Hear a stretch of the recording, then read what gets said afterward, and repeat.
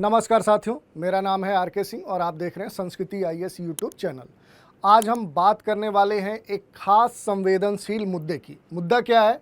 वो है HFSS जो फूड प्रोडक्ट हैं, यानी जो high fat sugar salt products हैं उनके बारे में, यानी उच्च वसा चीनी और नमक युक्त जो खाद्य पदार्थ हैं उनके बारे में हम चर्चा करने वाले हैं।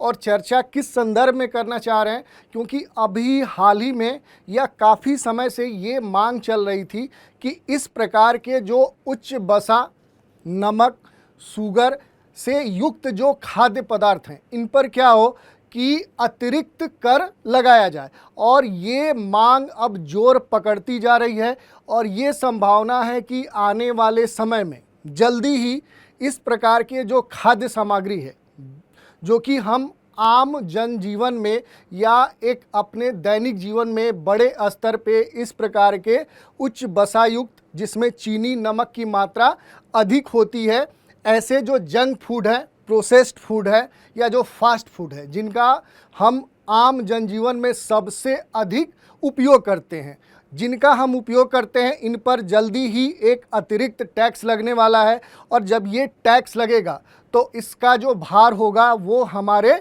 ऊपर पड़ेगा। और ये ऐसा क्यों किया जा रहा है? क्योंकि जो अपना देश भारत है, देश का ऐसा कोई परिवार नहीं है, कोई ऐसा परिवार का नागरिक नहीं है जो इस प्रकार के जो जंक फूड है या जो उच्च वसा चीनी और नमक युक्त जो खाद्य पदार्थ हैं उनके चंगुल में फंसा न हो।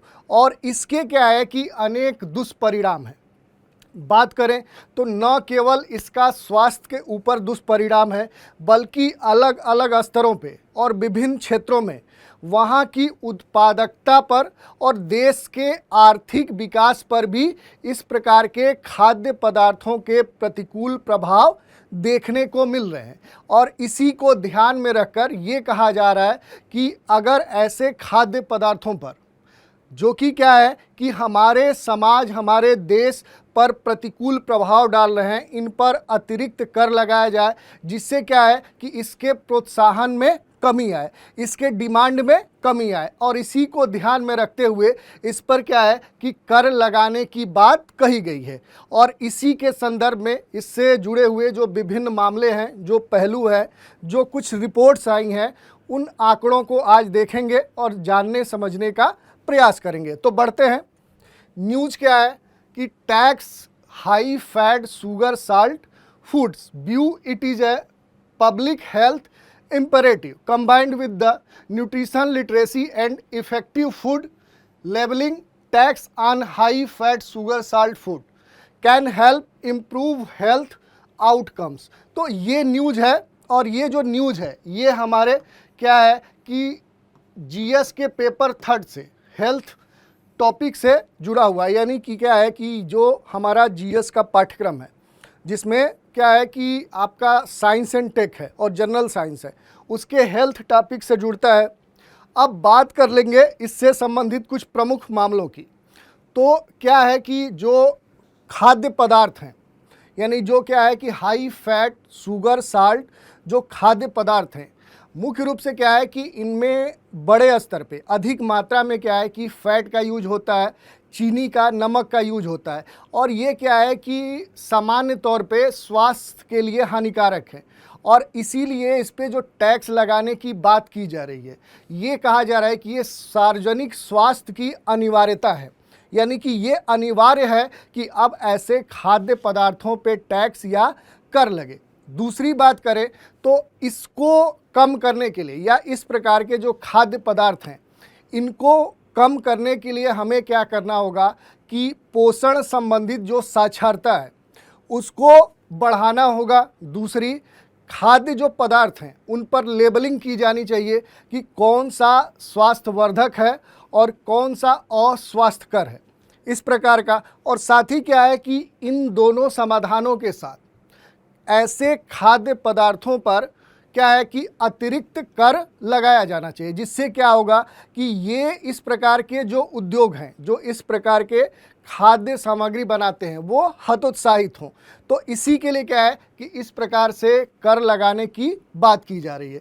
दूसरी अगर हम बात करें कि जो उच्च वसा, चीनी, नमक वाले जो खाद्य पदार्थ हैं, इनका अगर हम सेवन कर रहे हैं तो इससे क्या होगा कि हमारे समाज पर, हमारे देश में जो विभिन्न लोग हैं, उनके ऊपर इसके कई दुष्परिणाम देखने को मिल रहे हैं। अगर उन दुष्परिणामों में से कुछ उदाहरण की बात करें तो सबसे पहला है मोटापा, ठीक है, वजन अधिक होना। साथ ही क्या है कि ओबेसिटी की प्रॉब्लम, मधुमेह, डायबिटीज, या कह सकते हैं हाई ब्लड प्रेशर यानी उच्च रक्तचाप। और इसी के साथ देश में जो लगातार हार्ट अटैक के मामले बढ़ रहे हैं, उनका भी कहीं ना कहीं इन्हीं खाद्य पदार्थों से संबंध है। अब इसी से संबंधित अगर हम बात कर लें कि विश्व बैंक ने क्या है कि एक रिपोर्ट जारी की है, वर्ल्ड बैंक ने एक रिपोर्ट्स जारी की और ये वर्ष 2019 में रिपोर्ट्स आया।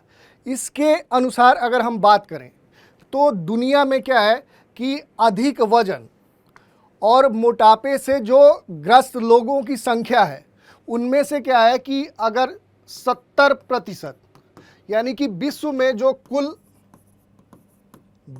जो कुल मोटापे से और अधिक वजन से ग्रसित कुल लोग हैं, उनमें से क्या है कि जो 70% पॉपुलेशन है, जनसंख्या है, वो क्या है कि निम्न और मध्यम आय वाले जो विश्व के देश हैं या क्षेत्र हैं, वहाँ से बिलोंग करते हैं।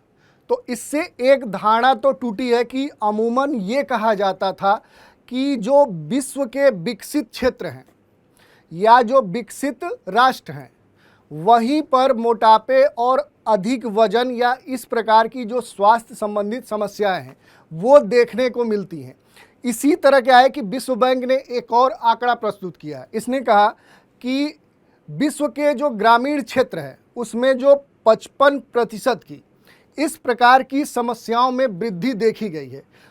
इस आधार पर हम आज कह सकते हैं कि अब ये समस्या उच्च आय वाले देश या जो समृद्ध राष्ट्र हैं और दूसरी जो शहरी और जो समृद्ध समुदाय हैं, वहीं तक सीमित नहीं रह गया, बल्कि क्या है कि अब मोटापा, अधिक वजन, बीपी यानी ब्लड प्रेशर, और साथ ही क्या है जैसे डायबिटीज़ या हार्ट जैसी जो प्रॉब्लम्स हैं, ये अब शहरी क्षेत्र या विकसित राष्ट्रों तक ही सीमित नहीं है, बल्कि क्या है कि ये अब ग्रामीण क्षेत्रों में भी प्रवेश कर चुका है।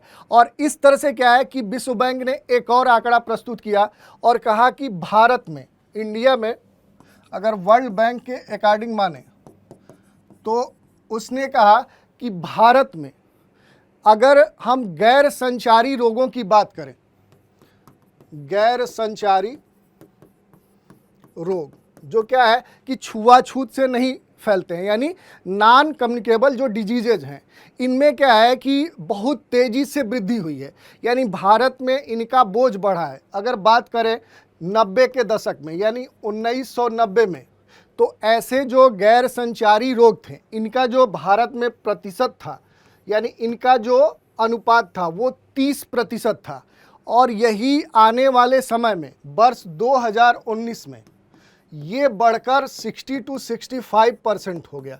अब आप देख सकते हैं कि ये कितना बढ़ा है, यानी कि ये अपने से डबल से भी अधिक हो चुका है। और इस आंकड़ा के अनुसार हम माने तो भारत में अगर ऐसे बीमारियों की जो सूचना है, यानी ये कह सकते हैं कि बीमारियों का अगर वैश्विक आकलन हम देखें तो उसमें भारत में सालाना लगभग 1.2 मिलियन ऐसे लोगों की मृत्यु होती है जो इस प्रकार के जो खाद्य पदार्थ हैं उनके सेवन से संबंधित होती है, यानी कि जो आहार संबंधित जो जोखिम है उनके कारण भारत में 1.2 मिलियन लोगों की मृत्यु होती है। तो ये क्या है कि वर्ल्ड बैंक का एक रिपोर्ट्स था। साथ ही अगर हम बात करें तो भारत में 2017 में अधिक वजन और मोटापे संबंधित जो आर्थिक प्रभाव थे वो 23 बिलियन डॉलर का था और ये एक अनुमान लगाया जा रहा है कि यही वर्ष 2026 तक ये जो प्रभाव होगा वो 480 बिलियन डॉलर तक पहुंच सकता है। तो देखिए ऐसे बड़े आंकड़े वर्ल्ड बैंक ने क्या किए हैं, जारी किए हैं।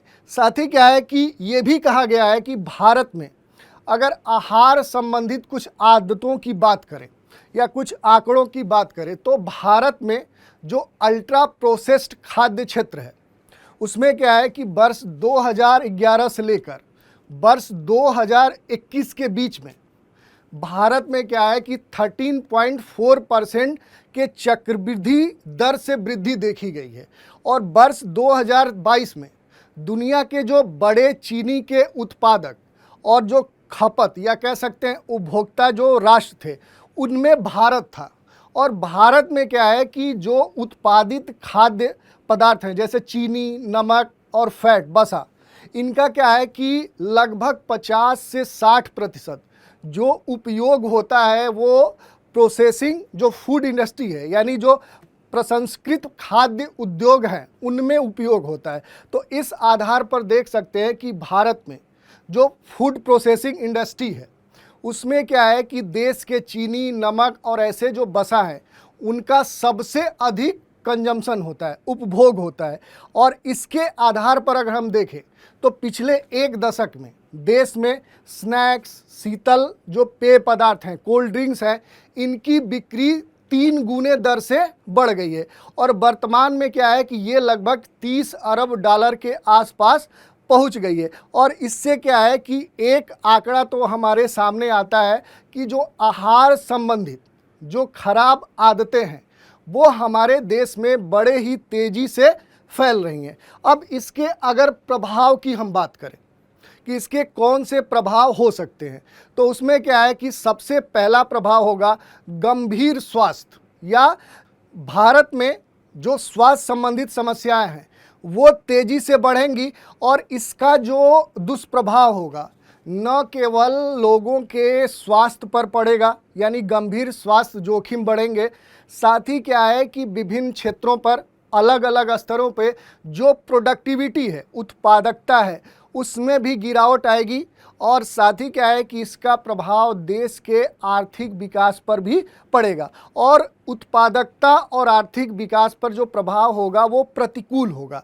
तो इसके लिए क्या है कि हमें अच्छे से ध्यान देना होगा और मोटापे से निपटने के लिए जो राजकोषीय उपायों का जो उपयोग होता है वो वैश्विक स्तर पे क्या है कि उन उत्पादों या खपत को कम करने के लिए किया जाता है और इसके लिए क्या है कि विश्व के विभिन्न क्षेत्रों में टैक्सेशन को प्रभावी विकल्प के रूप में उपयोग किया जाता है। और इसी को ध्यान में रखते हुए अपने देश में भी क्या है कि ये कहा जा रहा है कि अगर इस प्रकार के खाद्य पदार्थों पर अगर कर अतिरिक्त लगाया जाए तो ये उद्योग या इस तरह के जो बनाने वाले जो क्षेत्र हैं वो हतोत्साहित होंगे और इसी के साथ क्या होगा कि इस प्रकार के खाद्य पदार्थों पर रोक लगेगी और देश में जो ये समस्याएं उत्पन्न हो रही है उनमें कमी आएगी। और इसी को ध्यान में रखते हुए क्या है कि जो हाई फैट, शुगर और साल्ट कंटेंट वाले जो पदार्थ हैं या जो फूड हैं उन पर क्या है कि टैक्स लगाने की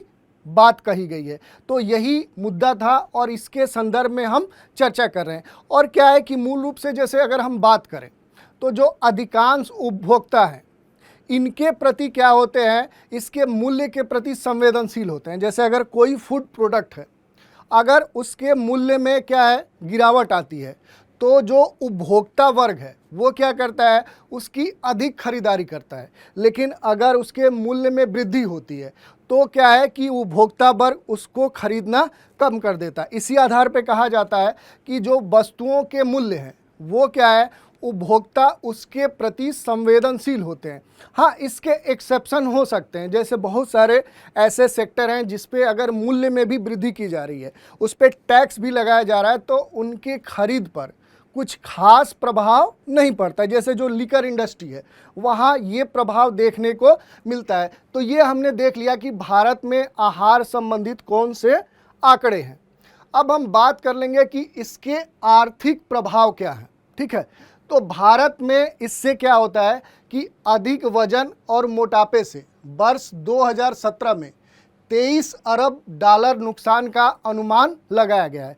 दूसरा जो हमने बताया कि वर्ष 2060 तक ये क्या हो सकता है, ये जो अनुमान है ये 480 डॉलर तक पहुंच सकता है। और इसी को ध्यान में रखते हुए क्या है कि जो high fat sugar salt content वाले फूड प्रोडक्ट हैं उन पर कराधान लगाने का या टैक्स लगाने की बात की जा रही है। और इसी उद्देश्य के साथ क्या है कि उद्योगों को स्वस्थ विकल्पों के लिए क्या है, उत्पादों को फिर से तैयार करने के लिए प्रोत्साहित किया जा रहा है और उपभोक्ताओं को स्वस्थ आहार चुनने के लिए भी जागरूक और प्रेरित किया जा रहा है। तो ये इससे संबंधित कुछ बातें थी। अब बात कर लें कि जो इस पर टैक्स लग रहा है या इस तरह के जो पदार्थ हैं उनमें क्या है कि जीएसटी दरों में विसंगति देखी जाती है। ठीक है, ये कहने का मतलब क्या है कि बहुत सारे ऐसे प्रोडक्ट हैं जो या तो स्वास्थ्यवर्धक हैं या फिर अस्वास्थ्यकर हैं, लेकिन क्या है कि जो टैक्स प्रणाली है ये क्या है कि इनमें अंतर नहीं करती है। साथ ही क्या है, कुछ तो पदार्थ ऐसे हैं जो हाई फैट या साल्ट या फिर शुगर वाले हैं, उन पर भी क्या है कि सामान्य टैक्स लगा है। यानी जो स्वास्थ्यवर्धक वस्तुएं हैं, जो पदार्थ हैं, जो फूड प्रोडक्ट हैं, उन्हीं के समान क्या है कि उन पर टैक्स लगा है। इसी के बारे में ये पूरा इन्फॉर्मेशन दिया गया। कहा जा रहा है कि जो अल्ट्रा प्रोसेस्ड खाद्य पदार्थ हैं उस पर वर्तमान जो जीएसटी दरें हैं वो पोषण सामग्री के अनुरूप है। यानी कि क्या है कि बहुत सारे ऐसे जो प्रसंस्कृत खाद्य पदार्थ हैं उन पर जो जीएसटी लगी है वो क्या है, पोषण जो सामग्री है, जो न्यूट्रिशन वाले जो प्रोडक्ट हैं उन पर भी जीएसटी वही लगी है। यानी दोनों में कोई खास अंतर नहीं है। इसी अंतर की बात की जा रही है कि अब क्या है कि जो इस तरह के फैटी जो फूड है, जो अधिक साल्ट और अधिक शुगर वाले जो कंटेंट वाले फूड प्रोडक्ट हैं उन पर क्या होगा कि अब अतिरिक्त कर लगेगा, जो कि क्या है कि न्यूट्रिशन सामग्री पर भी उतना ही कर था। तो इस आधार पर अंतर होगा और इसके लिए लेबलिंग की जाएगी। साथ ही क्या है कि इस पर आपको पोषण साक्षरता की जाएगी और खाद्य लेबलिंग के द्वारा ऐसे पदार्थों को हतोत्साहित किया जाएगा। दूसरी बात कही जा रही है कि क्या है कि कुछ ऐसे भी प्रोडक्ट हैं, जैसे अगर हम बात करें जो जूस है, जो जूस हमारे हैं उसमें भी क्या है कि हाई शुगर की मात्रा होती है, यानी शुगर कंटेंट अधिक होता है, साल्ट होता है, लेकिन उस पर भी क्या है कि जो टैक्स लगा है वो न्यूट्रिशन वाली जो वस्तुएं पदार्थ हैं उन्हीं के समान है। और इसी के साथ क्या है कि जो नमकीन, स्नैक्स या जो ब्रेवरेज हैं या कह सकते हैं जो स्वीट्स हैं, इन पर भी जो टैक्स लग रहा है वो भी क्या है कि पोषण युक्त या जो स्वास्थ्यवर्धक खाद्य पदार्थ हैं और इन पर दोनों पर समान रूप से कर लागू हैं। इसी में अंतर करने की बात की जा रही है, जिसके लिए कहा जा रहा है कि जो उपभोग पैटर्न है अगर उसमें हमें बदलाव करना है और अच्छे प्रभाव देखने हैं तो हमें क्या होगा कि ये लेबलिंग करनी होगी कि कौन सा खाद्य पदार्थ स्वास्थ्यवर्धक है और कौन सा अस्वास्थ्यकर है, जिसके आधार पर क्या कहा जा रहा है कि ये जो जीएसटी दरें हैं इनमें अंतर किया जाए। तो ये इससे संबंधित बातें थी। अब बात कर ले कि HFSS जो फूड्स हैं, यानी high fat sugar salt content वाले जो प्रोडक्ट हैं, इन पर टैक्स लगाने से कौन से हमें लाभ प्राप्त हो सकते हैं। तो इससे पहला क्या होगा, हमने बताया कि किसी भी उत्पाद के मूल्य से जो उपभोक्ता होता है वो संवेदनशील तरीके से उससे संबंधित होता है। तो यदि मूल्य बढ़ेगा, उस पर टैक्स लगेगा, तो उस पदार्थ का या उस उत्पाद का मूल्य बढ़ेगा और उसके कारण क्या है कि उसकी खरीद में कमी आएगी। ठीक है, तो पहला ये लाभ होगा। दूसरा, स्वस्थ भोजन के विकल्पों को बढ़ावा मिलेगा। जैसे क्या होगा कि जब इसकी खरीदारी कम होगी तो लोग दूसरे ऐसे जो स्वस्थ हेल्दी फूड्स हैं उनकी तरफ उन्मुख होंगे, तो ऐसे पदार्थों की बिक्री बढ़ेगी और जो सार्वजनिक स्वास्थ्य का जो मामला कहा जा रहा है उसमें सुधार होगा। जैसे हमने बोला कि देश में क्या है कि बड़े स्तर पे मोटापा, वजन अधिक होना, high blood pressure, diabetes, heart failure, kidney failure या इस तरह के अनेक क्या है कि जो गैर संचारी रोग हैं जो बड़े तेज़ी से फैल रहे हैं उनकी मात्रा में कमी आएगी और देश पर जो इस तरह का बोझ पड़ता है उनमें भी कमी आएगी। और साथ ही क्या आएगी, जो स्वास्थ्य देखभाल प्रणाली है उस पर बोझ कम होगा। अब ये बोझ कैसे कम होगा, जैसे अगर हम बात करें तो देश में क्या है कि बहुत सारे ऐसे स्कीम चलते हैं। जैसे अगर गवर्नमेंट के द्वारा हम देखें तो आयुष्मान कार्ड जारी किया जाता है। वो क्या है कि एक बीमा, क्या है, एक बीमा है और जो क्या है कि सरकार के द्वारा प्रदान किया जा रहा है। तो क्या है कि अगर देश में इस तरह के मामले अधिक आएंगे तो उससे क्या होगा कि वो उसका जो भार होता है वो सरकार के ऊपर पड़ेगा और उस जो भार होगा वो सरकार क्या करेगी कि विभिन्न प्रकार के टैक्स से वापस करेगी, यानी प्राप्त करेगी, और उसका भार हमारे देश की जनता के ऊपर ही पड़ेगा, यानी ओवरऑल क्या होगा, देश के ऊपर पड़ेगा। और इससे क्या है कि जो हमारे देश के जो आर्थिक विकास की दर है वो कम होगी। तो इस तरह से क्या है कि ये पूरा मामला है। अब देख लेते हैं कि सार्वजनिक स्वास्थ्य अनिवार्यता की बात क्या कही जा रही है। तो इसमें कहा जा रहा है कि ऐसे कराधान को केवल एक आर्थिक या राजकोषीय नीति संबंधित चिंता के रूप में नहीं देखना चाहिए, बल्कि क्या है कि इसको एक सार्वजनिक स्वास्थ्य अनिवार्यता के रूप में लेना चाहिए, तभी इसमें हम आगे बढ़ सकते हैं। दूसरी बात कही गई है कि जो पोषण साक्षरता है, ठीक है, पोषण साक्षरता और जो खाद्य पदार्थों पे लेबलिंग की बात की जा रही है, इसी के साथ क्या है कि अगर हम प्रभावी टैक्सेशन करते हैं तो इन 3 प्रकार के जो गतिविधियां हैं इनसे हम क्या कर सकते हैं कि इस प्रकार के जो high fat sugar salt content food product हैं उनकी जो डिमांड है उसको हम कम कर सकते हैं।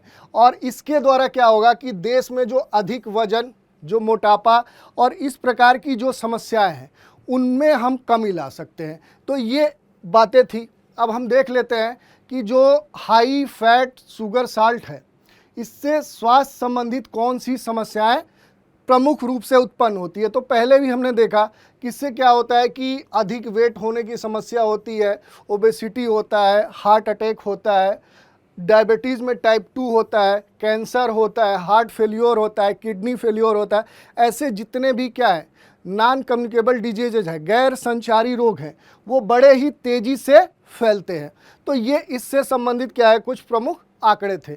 अब इससे संबंधित अगर चुनौतियों की बात करें, ठीक है, प्रमुख चैलेंजेज क्या है, तो इससे जो पहला चैलेंज आएगा वो अपने देश के इंडस्ट्री पे आएगा, क्योंकि जो खाद्य पदार्थ बनाने वाले जो उद्योग हैं, जो उद्यमी हैं, वो क्या करेंगे, ऐसे टैक्सेशन का विरोध करेंगे। वो विरोध करेंगे क्योंकि इससे क्या होगा, उन पर प्रतिकूल प्रभाव पड़ेगा और उनके जो डिमांड है वो कम होगी, इससे जो उनका इनकम है वो कम होगा, इसलिए वो इसका विरोध करेंगे। दूसरी बात, जो सार्वजनिक स्वास्थ्य उद्देश्य हैं इसके साथ क्या होगा, उद्योगों को हितों को संतुलित करना होगा, क्योंकि क्या है कि हमारे देश में जो लोगों का स्वास्थ्य है और जो इंडस्ट्री है इन दोनों के बीच में एक तालमेल बिठाने के लिए सरकार और आम जन के ऊपर इसके दायित्व हैं कि वो इसमें एक तालमेल बिठा के आगे बढ़े। और साथ ही क्या है कि अब बात कर लें उचित करों और उनके दरों का निर्धारण, कि कैसे ये डिसाइड होगा कि सही कर दर क्या होगी, यानी इसके निर्धारण में भी बहुत सारी सावधानियां बरतनी पड़ेंगी, क्योंकि इसमें क्या है कि अलग अलग फूड प्रोडक्ट पे अगर करों में अंतर होगा तो इससे संबंधित भी विवाद उत्पन्न हो सकते हैं। तो इससे भी संबंधित चुनौतियां होंगी और इसी के साथ क्या है, उपभोक्ता के स्तर पे भी जन जागरूकता फैलाना होगा और ये भी एक बड़ी चुनौती है। तो इस तरह से क्या है कि ये सारी चुनौतियां थी। अब बात कर लें कि वैश्विक स्तर पर इस प्रकार के कराधान के द्वारा किन क्षेत्रों या किन देशों में ऐसे फूड प्रोडक्ट को हतोत्साहित किया गया। तो इसमें क्या है कि विश्व में डेनमार्क, फ्रांस, हंगरी, मैक्सिको, दक्षिण अफ्रीका, यूनाइटेड किंगडम, संयुक्त राज्य अमेरिका, ऐसे बहुत सारे देश हैं जिन्होंने क्या है कि इस प्रकार की high fat, sugar, salt content food को या अपने देश में मोटापे, अधिक वजन, डायबिटीज़ या इस तरह की जो समस्याएं हैं, इन पर रोक लगाने के लिए क्या किया है कि इस प्रकार के खाद्य पदार्थों पर कर लगाया है और इसके सकारात्मक परिणाम भी देखने को मिले हैं। हाल ही में जो कोलंबिया में जंक फूड कानून आया है, ये भी क्या है कि अन्य देशों के लिए एक मॉडल के रूप में कार्य करता है। और अपने देश में भी क्या है, भारत में जो केरल है, भारत में जो केरल राज्य है, इसने भी क्या है कि वर्ष 2016 में फैट कर लगाया था, इसने वसा कर लगाया था। तो इस तरह से क्या है कि इससे संबंधित ये कुछ प्रमुख बातें थी। अब आगे की अगर हम राह देखें कि आने वाले समय में इससे संबंधित कौन सी बातें होने वाली हैं, तो क्या है कि इसके लिए क्या है, सहयोगात्मक दृष्टिकोण अपनाना होगा, सतत मूल्यांकन करना होगा, जन जागरूकता को बढ़ाना होगा और अंतर्राष्ट्रीय स्तर पे जो अलग अलग प्रथाएं हैं उनसे तालमेल बिठाते हुए अपने देश में भी उन्हें लागू करना होगा। और इसके लिए क्या है कि अनुसंधान और नवाचार पर विशेष ध्यान देना होगा। तो ये इससे संबंधित कुछ प्रमुख बातें हैं और इसी पर एक प्रश्न ले लेते हैं। प्रश्न क्या है, निम्नलिखित में से कौन सी विशेषताएं अति प्रसंस्कृत खाद्य पदार्थों से जुड़ी हुई है? पहला है, आमतौर पर इसमें केवल 3 मुख्य सामग्रियां होती हैं। दूसरा है, अतिरिक्त नमक, चीनी और वसा की उच्च सामग्री होती है। और सी या तीसरा कह रहा है, शरीर में त्वरित विघटन होता है जिससे पोषक तत्वों का अवशोषण धीमा हो जाता है। और कह रहा है कि उपरोक्त में से कितने कथन सही हैं? पहला विकल्प है केवल 1 कथन, बी है केवल 2 कथन, सी है 3 कथन और डी है कोई नहीं। तो इस तरह से आज हमने चर्चा की जो क्या है कि जो high fat, sugar, salt content वाले जो फूड प्रोडक्ट हैं जिन पर आने वाले समय में टैक्स लगना है, और ये निर्धारित है कि जो लोग जंक फूड खाते हैं या इस तरह के हाई फैट, साल्ट, शुगर वाले कंटेंट वाले पिज़्ज़ा, बर्गर, स्नैक्स, बेवरेज इनका उपयोग करते हैं, इनके ऊपर अब अतिरिक्त भार पड़ने वाला है। यानी अब ये महंगे होने वाले हैं और देश या देश की जो सरकार है उसने अब दृढ़ प्रतिज्ञा ले ली है कि अब आने वाले समय में ऐसे पदार्थों पर क्या किया जाएगा, अतिरिक्त कर लगाया जाएगा। तो ये एक महत्वपूर्ण पहल है। जो सरकार अगर ऐसा करती है तो उसका हम सभी को स्वागत करना चाहिए। आज की चर्चा में इतना ही। नए चर्चा में एक नए विषय के साथ आपके सामने हाजिर होंगे। आप हमारे साथ बने रहें, इसके लिए धन्यवाद।